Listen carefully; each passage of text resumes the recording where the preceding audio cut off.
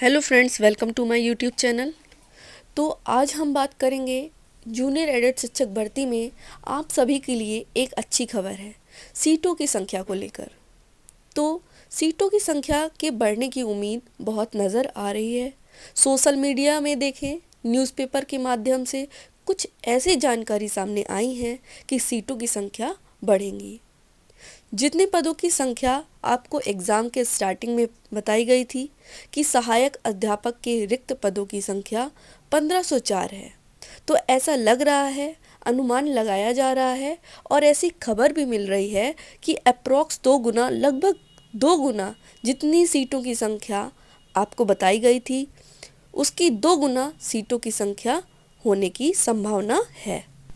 तो आप इतना भी मान के चल सकते हैं कि यूपी में जो स्कूल हैं जूनियर एडेड के, लगभग उतनी ही संख्या में सीट्स हो सकती हैं।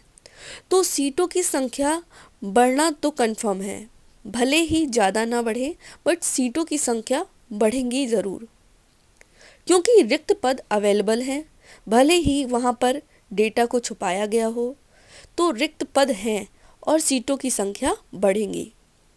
आई होप ये बात सच हो जाए और सीटों की संख्या बढ़ जाए, जिससे से अधिक अभ्यर्थियों का इस भर्ती में चयन हो सके। क्योंकि कोई भी अभ्यर्थी जो भी कट ऑफ क्लियर करे हैं, 90 से 97 पास करे हैं, बहुत ही मेहनत करके उन्होंने ये सफ़र तय किया है। तो आई होप ज़्यादा से ज़्यादा सीट बढ़े और ज़्यादा से ज़्यादा कैंडिडेट का चयन हो सके। इसके साथ ही अगर मेरिट लिस्ट की बात करें तो मेरिट लिस्ट की विज्ञप्ति बहुत ही जल्द जारी हो सकती है।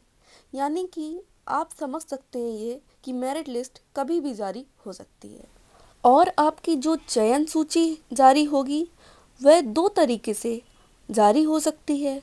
एक तरीके से आप ऐसे समझ सकते हैं, या तो जिला आवंटन लिस्ट आएगी, या फिर अगर चयन प्रक्रिया के बारे में बात करें तो आगे की जो प्रक्रिया है, हो सकता है जो आपके गुणांक हैं उसके आधार पर, विषयवार पदों की संख्या के आधार पर जो भी पास अभ्यर्थी हैं उनकी लिस्ट बना दी जाए।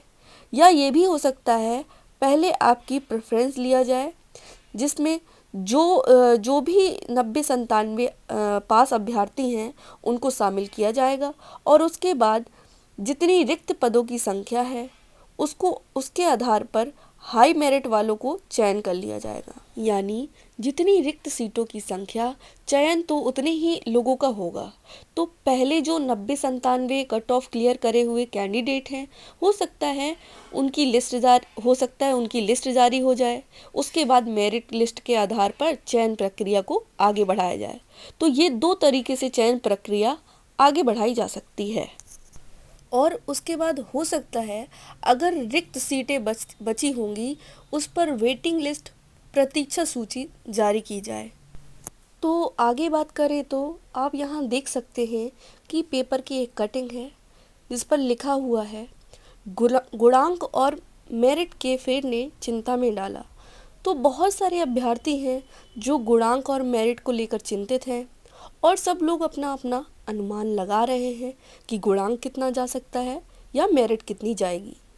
अभी कुछ भी स्पष्ट नहीं हुआ है। तो आप देख सकते हैं इस पेपर की कटिंग में लिखा हुआ है कि अशासकीय सहायता प्राप्त एडेड जूनियर हाई स्कूल शिक्षक भर्ती की लिखित परीक्षा में सफल घोषित किए गए अभ्यर्थी चयन को लेकर गुणांक और मेरिट के बीच गुण गणित में उलझे हुए हैं। तो लगातार बहुत सारे अभ्यर्थियों के कमेंट भी आ रहे हैं, हमारा गुणांक इतना है, हमारे नंबर सुपर टेट में इतने हैं, हमारा चयन होगा कि नहीं। तो देखा जाए सारे ही जितने अभ्यर्थी हैं वो इसी उलझन में उलझे हुए हैं। देखिए आगे लिखा है, उत्तर प्रदेश परीक्षा नियामक प्राधिकारी पीएनपी ने प्रधानाध्यापक के लिए 390 और सहायक अध्यापक के लिए 1504 पदों के लिए लिखित परीक्षा कराकर परिणाम घोषित कर दिया है और सफल अभ्यर्थियों का चयन बेसिक शिक्षा निदेशालय के परीक्षा के अंक और शैक्षिक गुणांक के आधार पर करना है। तो इसी कारण 1-1, 2-2 अंक बढ़ जाने की उम्मीद से कुछ अभ्यर्थी ने पीएनपी में प्रत्यावेदन दिया है ताकि वह अभ्यर्थी मेरिट लिस्ट में ऊपर पहुंच सके। बहुत सारे अभ्यर्थियों ने कमेंट किया है कि रिवाइज्ड आंसर की आने के बाद हमारे 1-2 नंबर कम हो गए हैं। तो जो भी अभ्यर्थी ऐसे हैं जिनका रिवाइज्ड आंसर की आने से नंबर घटा है, उनको यही करना है। अगर रिज़ल्ट में आपके नंबर घट गए हैं तो आपको पीएनपी प्रयागराज जाना है। वहाँ जाकर आपको अपना प्रत्यावेदन पीएनपी को देना है। अगर आपके नंबर सच में घटे होंगे तो आपको प्रॉफिट होगा, जो नंबर आपके घटे होंगे वो आपको फिर से मिल सकते हैं। इसके बाद आगे देखिए कि सहायक अध्यापक पद के लिए 2,51,000 अभ्यर्थियों ने एग्ज़ाम दिया, जिसमें कि 45,000 से ज़्यादा अभ्यर्थी सफल घोषित किए गए। और अगर बात करें प्रधानाध्यापक पद के लिए, तो प्रधानाध्यापक पद के लिए 14,928 परीक्षार्थी सम्मिलित हुए, जिसमें कि 1,722 सफल हुए। इन सफल अभ्यर्थियों में चयनित होने वाली की सूची मेरिट के आधार पर बेसिक शिक्षा निदेशालय की ओर से तैयार की जानी है। यानी कि यहाँ पर पीएनपी का काम खत्म हुआ और बेसिक शिक्षा निदेशालय की ओर से आपकी मेरिट सूची तैयार की जाएगी। इसके बाद देखिए लिखित परीक्षा के 60% और शैक्षिक योग्यता के 40% गुणांक से मेरिट तैयार की जाएगी।